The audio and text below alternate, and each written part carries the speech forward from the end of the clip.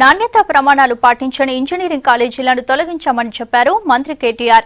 Engineering students skill development కోసం చర్యలు తీసుకుంటున్నట్లు తెలిపారు.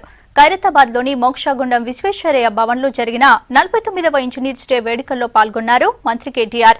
ఉత్తమ ప్రతిభ కనబర్చిన ఇంజనీరింగ్ విద్యార్థులు, అధ్యాపకులకు అవార్డులు అందజేశారు కేటీఆర్. వీలైనంత త్వరగా హైదరాబాద్ రోడ్లను బాగు చేస్తామన్నారు.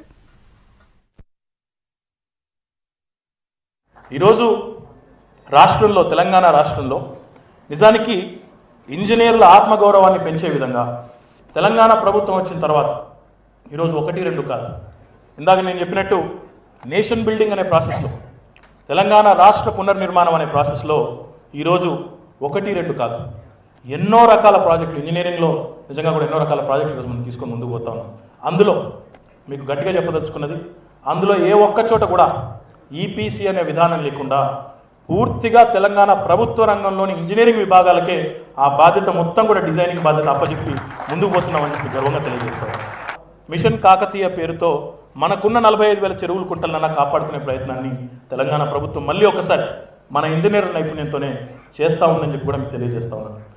తన సొంత ఇంజనీరింగ్ విభాగం సత్తాన్ని విశ్వసించి బయటి కాంట్రాక్టర్లను ఈపీసీ విధానాన్ని ఆశ్రయించకుండా తన ఇంజనీరింగ్ విభాగం నిపుణులకే ఈ కార్యక్రమాన్ని అప్పచెప్పి ఈరోజు ముందుకు తీసుకెళ్తున్న ఘనత కూడా